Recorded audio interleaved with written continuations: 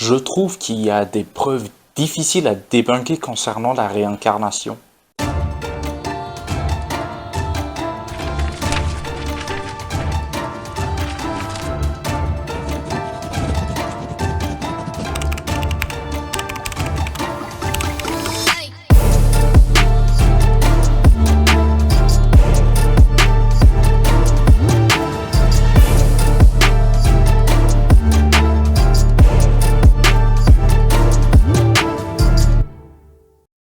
J'ai déjà fait un épisode sur la réincarnation où je parle des problèmes philosophiques et théologiques de la réincarnation.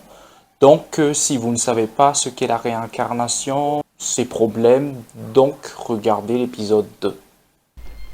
Qu'est-ce que la réincarnation? Et récemment, j'ai découvert d'autres preuves de la réincarnation. Et quelles sont ces preuves? Ce ne sont pas réellement des preuves, mais plutôt des histoires. Bien sûr que je ne fais pas toutes les raconter, mais seulement celles qui sont difficiles à débunker. Si votre histoire c'est l'impression de déjà vu et que vous croyez que c'est la réincarnation, ben j'ai déjà fait un épisode sur cela. La sensation de déjà vu. Regardez-le même si la qualité est plus que médiocre. Passons aux choses sérieuses. Shanti Devi, une petite fille indienne née en 1926 à Delhi, a commencé à parler de sa vie antérieure à l'âge de 4 ans, affirmant avoir été une femme nommée Luigi. Elle a donné des détails précis sur sa vie passée, y compris le nom de son mari et des informations sur sa maison. Lorsque des enquêteurs ont vérifié ces affirmations, ils ont constaté que tout ce qu'elle avait dit était exact. À l'âge de 6 ans, Shanti a été emmenée dans son ancien village, où elle a reconnu son mari et décrit des événements passés avec une grande précision. Il y a plein d'autres histoires comme celle-ci, mais j'ai remarqué une chose. Ces histoires sont rares dans les pays occidentaux. Peut-être que l'intérêt pour la réincarnation en Occident est plus récent et reste limité à certains milieux, contrairement à l'Inde où elle est profondément enracinée dans la culture depuis des siècles. Certes, la majorité des histoires se déroulent dans les pays orientaux, mais il y a aussi dans les pays occidentaux. Et je vais vous raconter une des plus célèbres, le cas de James Leninger. James Leninger, un Américain né en 1998, a commencé à faire des cauchemars et à évoquer une vie antérieure en tant que pilote de chasse de la Seconde Guerre mondiale dès l'âge de 2 ans. Il a fourni des détails surprenants sur des événements et des personnes associées à un pilote américain réel tuant au combat en 1945. Son cas a attiré l'attention des chercheurs et a été documenté dans le livre Soul Survivor.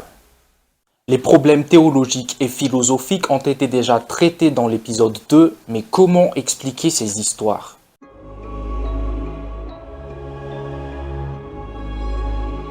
Connaissez-vous la cryptomnésie? Rien à voir avec la crypto-monnaie. La cryptomnésie est un phénomène psychologique où des souvenirs stockés inconsciemment refont surface mais sont interprétés comme des idées nouvelles. Ce biais de la mémoire peut amener une personne à penser qu'elle a eu une idée originale alors qu'elle réutilise en fait une information qu'elle connaissait déjà sans s'en rendre compte. Il est alors fort probable que l'enfant ait déjà eu ces informations bien avant, mais qu'il croit que ce sont ses propres souvenirs. Même si ses parents ont affirmé qu'ils n'ont pas exposé le petit à des informations concernant la guerre, les chercheurs ont trouvé qu'ils pouvaient avoir accès à ces informations. Voyez-vous, la culture et l'éducation ont vraiment des impacts sur la mémoire des enfants. Pas seulement des enfants, car on peut aussi manipuler la mémoire des adultes. C'est grave, mais c'est pas le sujet d'aujourd'hui. Il est possible que cette influence culturelle explique pourquoi la majorité des histoires se déroulent dans les pays orientaux. Cette influence par l'éducation et l'environnement pourrait également expliquer les cas où des enfants savent jouer des instruments sans qu'on les ait appris. Mais certains me diront que les détails sont trop précis, etc., etc. Ce qui nous amène au dernier point, les sources. Regardez dans notre pays, il y a plein de légendes que tout le monde croit parce que c'est notre grand-père qui les a racontées et qu'il faut respecter les aînés. Quel est le lien entre le respect que j'ai pour toi et le fait que je ne crois pas ce que tu dis? car ce que tu dis n'a aucun de sens. 'Cause you're an idiot. Alors pour les histoires en Inde et tout ça, vous comprenez qu'on n'a même pas de source fiable. Un épisode sur comment ne pas croire à n'importe quoi peut-être. Mais c'est un peu compliqué pour le cas comme celui de James Leninger. Mais c'est toujours une question de source et d'information. Et oui, même si des tonnes d'articles et de tonnes de gens intelligents en parlent. Ce qui est rare, ce n'est pas forcément vrai.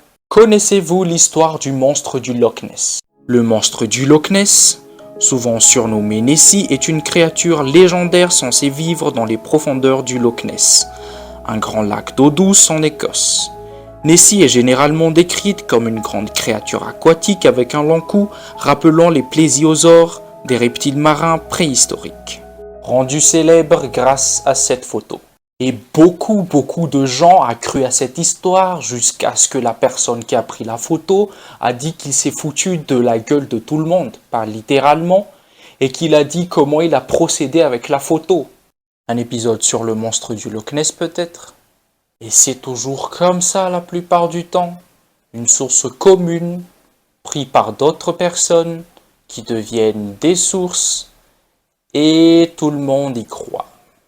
Comme le cas de James Leninger, où il faut creuser un peu pour voir que le cas a été réexaminé. Michael Schudut a conduit une enquête approfondie et a découvert que beaucoup des détails fournis par James pouvaient s'expliquer par des sources d'informations facilement accessibles, comme des vidéos ou des visites de musées d'aviation qui auraient pu influencer ses déclarations.